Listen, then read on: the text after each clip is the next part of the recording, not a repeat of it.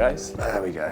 Oh, yeah, long time no see. Yeah, absolutely. It's like the reconvening of the Time Lords, isn't it? It might be scary. I think it was 2004 was my first, and my first was joining one big committee as we were starting to really build the thing, and it was cumbersome, but the event itself worked really well eventually.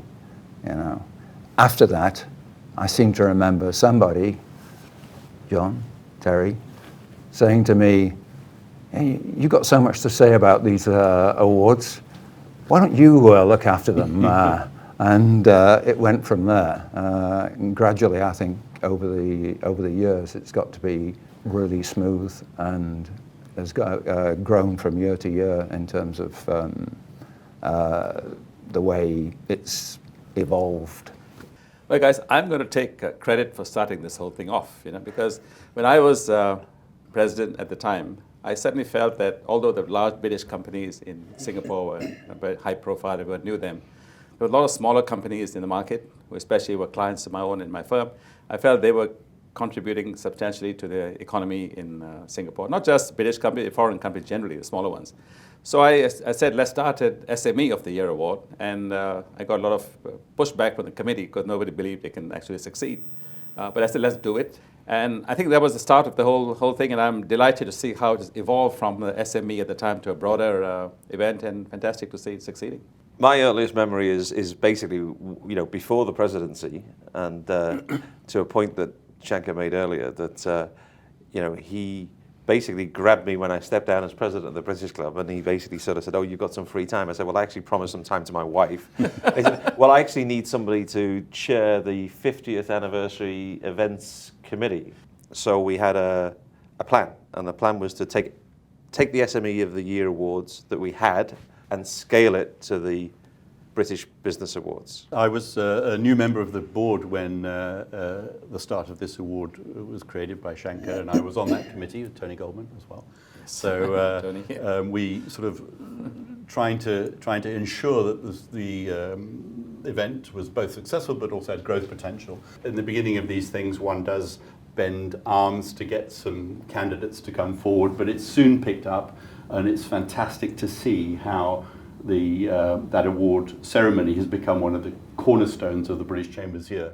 So I didn't start with the Chamber until 2006. In those days, it was really just about the execution. And for my very first role as treasurer in the Chamber, it didn't matter what you were doing in the board and in the committees, you got involved. This was the sort of the big event of the year.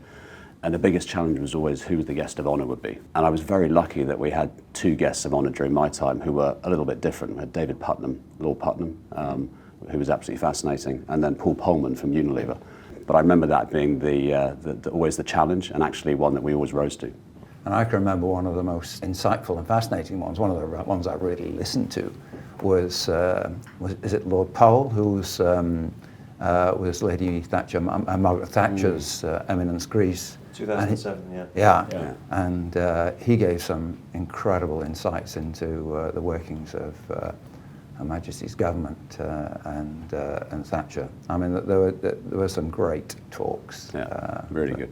My first British Business Awards as president, exactly the same thought, wanting something, very different, and we managed to get Ho Kwon Ping. He gave a really thoughtful, insightful kind of journey from when China and India were the world powers, and how the last sort of 200 years is just a blip in history, and that we're just returning to a natural state of China being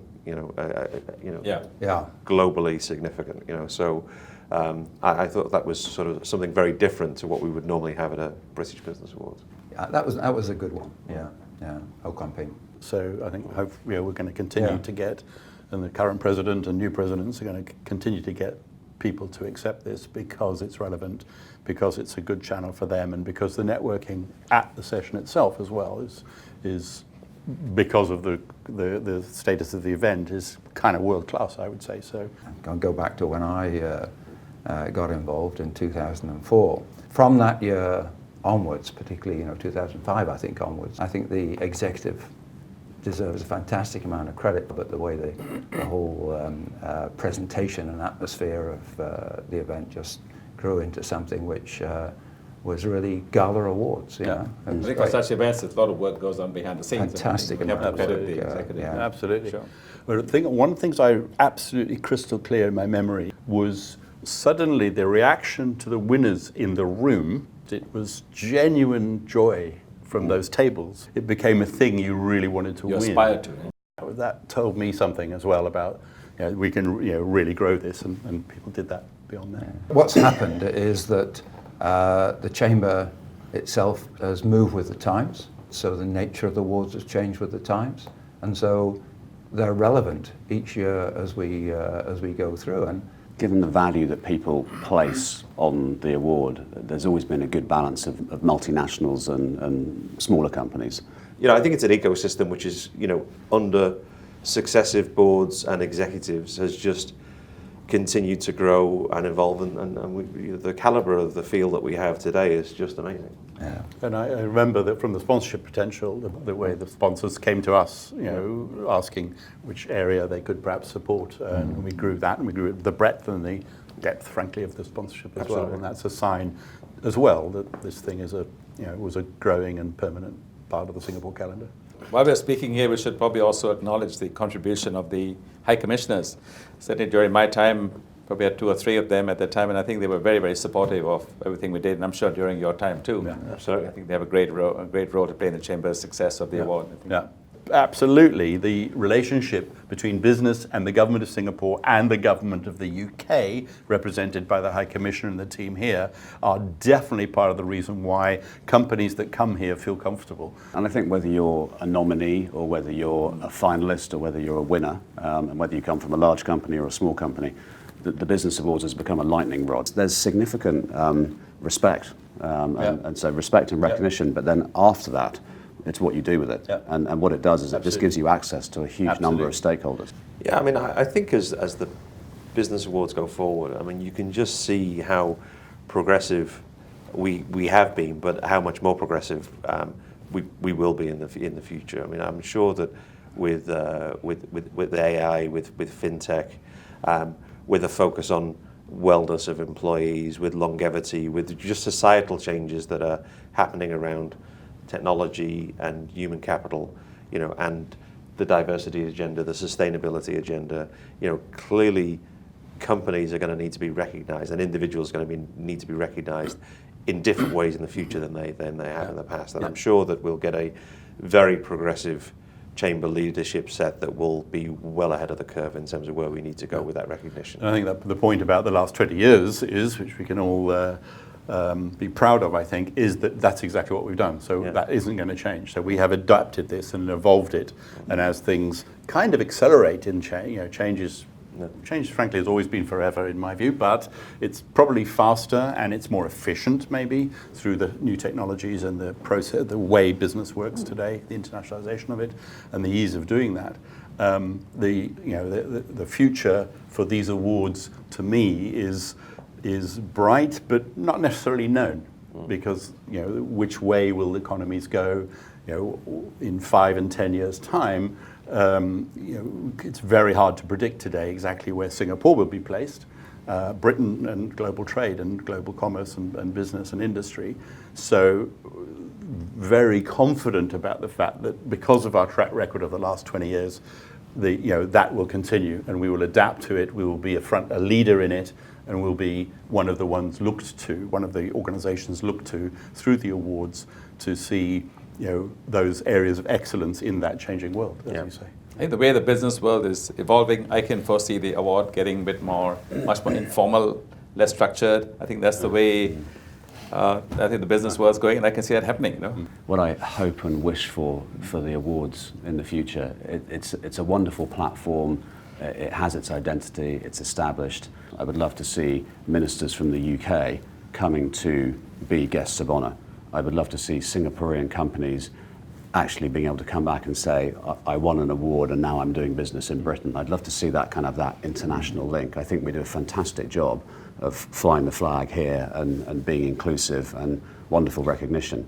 If the awards could move in that that direction, as well as becoming more informal, more relevant, more inclusive, evolving as we've done over the past 20 years. It would be the real achievement. So guys, what I sense when we talk about both, the success of the past and the aspirations for the future, is that 20 years is a remarkable milestone for any awards of any Chamber of Commerce, but it feels like we're 20 years young, not 20 years old. Right?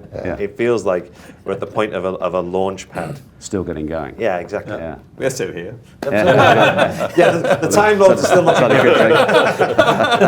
The Time Lords.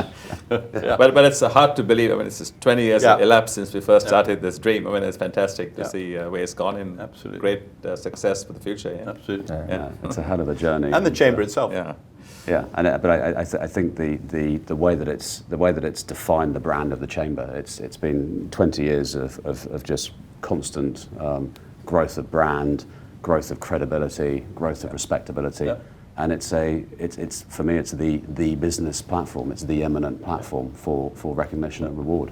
See, one thing I'm happy is our logo stood the test of time, right? Since we first started, it's still there. Remember those branding sessions? As long as it's red, white, and blue. It's very recognisable. Yeah. It's really recognisable, right? And that's the strength of a brand as well. I think it's testament to the test of time that we're all sat around here talking about it. We're all together. We're all at the same thoughts and themes and same aspirations for the future. We went through very different phases of the Chamber. That's right. Shanker, myself, Terry, Steve, you, all in, growing it every time, passing it on to somebody else to take those next steps. And for the awards themselves, your point is exactly passing those on to the next. And Biggie's done a great job. generation, if you like. Biggie's done a great job picking up the baton and running it with it forward. And it's great that he's going to see the 20 years milestone.